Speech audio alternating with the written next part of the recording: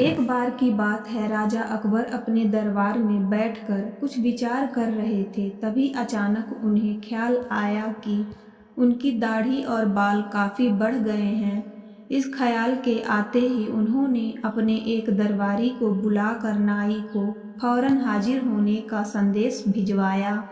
राजा का संदेश मिलते ही नाई महल पहुंच गया।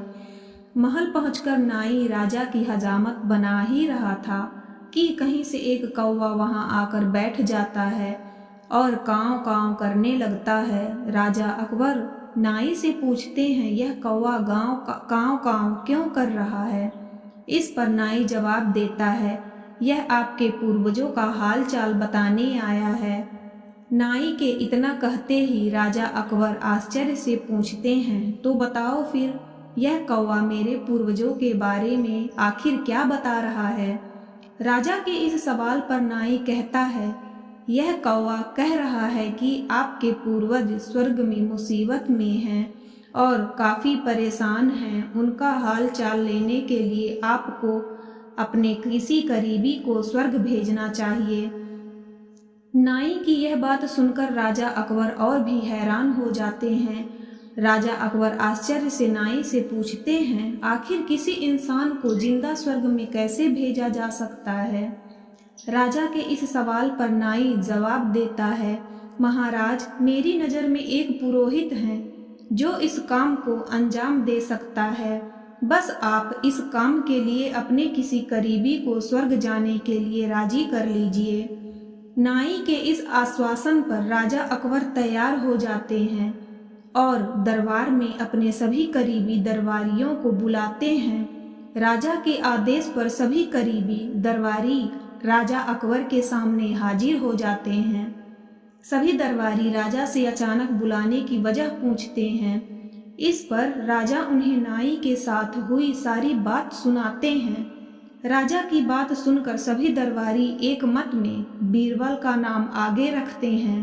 दरबारी कहते हैं कि स्वर्ग जाकर पूर्वजों का हाल चाल लेने के लिए बीरबल से उचित व्यक्ति और कोई नहीं हो सकता, क्योंकि बीरबल हम सब में सबसे ज़्यादा बुद्धिमान और चतुर है। इसलिए स्वर्ग में आपके पूर्वजों का हाल चाल लेकर वह उनकी परेशानी का हल आसानी से निकाल सकता है। राजा अकबर दरबारियों की इस सलाह को मानते हुए बीरबल को स्वर्ग भेजने की तैयारी कर लेते हैं। इस बात का पता चलते ही बीरबल शहंशाह अकबर से पुरोहित को बुलाकर स्वर्ग भेजने की विधि के बारे में पूछते हैं। बीरबल की इस बात पर राजमहल में पुरोहित को बुलाया जाता है। पुरोहित के आते ही उनसे स्वर्ग जाने की विधि के बारे में पूछा जाता है। पुरोहित बताते हैं, आपको यहीं पास में मौजूद एक घास के ढेर में भेजा जाएगा। बाद में उस ढेर में आग लगा दिया जाएगा। फिर कुछ मंत्रों की शक्ति से आपको स्वर्ग भेज दिया जाएगा। स्वर्ग जाने की पूरी प्रक्रिया जानने के बाद बीरबल राजा अकबर से करीब 11 दिन का समय मांगते हैं और पुरोहित को 11 दिन बाद बुलाने की बात रखते हैं। वह कहते हैं, मैं स्वर्ग जा रहा हूँ और कितने दिन मुझे लौटने में लगेंगे इस बारे में निश्चित तौर पर कुछ भी कहना मुश्किल है। इसलिए स्वर्ग जाने से पहले एक बार मैं अपने परिवार से मिलना चाहता हूँ और कुछ समय बिताना चाहता हूँ। बीरबल अपने घर जाने के लिए महल से रवाना हो जाते हैं। देखते देखते 11 दिन बीत जाते हैं। 12वें दिन बीरबल स्वर्ग जाने के लिए राजा अकबर के सामने हाजिर होते हैं। पुरोहित को बुलाया जाता है और बीरबल को स्वर्ग भेजने की तैयारी की जाने लगती है। पुरोहित बीरबल को स्वर्ग भेजने के लिए महल से कुछ दूर घास का एक ढेर लगवाते हैं। बीरबल को स्वर्ग भेजने के लिए घास के ढेर के अंदर भिजवाया जाता है। घास के ढेर के अंदर जाते ही पुरोहित घास के ढेर में आग लगा देते हैं और बीरबल को स्वर्ग भेजने की प्रक्रिया पूरी होती है। धीरे धीरे 2 महीने बीत जाते हैं और राजा अकबर को बीरबल की चिंता होने लगती है। तभी अचानक बीरबल दरबार में हाजिर हो जाते हैं। राजा अकबर बीरबल को देखकर प्रसन्न होते हैं और अपने पूर्वजों का हाल चाल पूछते हैं।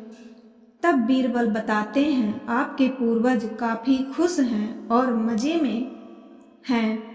उन्हें बस एक ही तकलीफ है कि उनकी दाढ़ी और बाल काफ़ी बड़े हो गए हैं, जिन्हें काटने वाला स्वर्ग में कोई नाई नहीं है, इसलिए वहाँ उन्हें एक नाई की ज़रूरत है। बीरबल कहते हैं, ऐसे में हमें आपके पूर्वजों के लिए एक अच्छे नाई को स्वर्ग भेजने की तैयारी करनी चाहिए।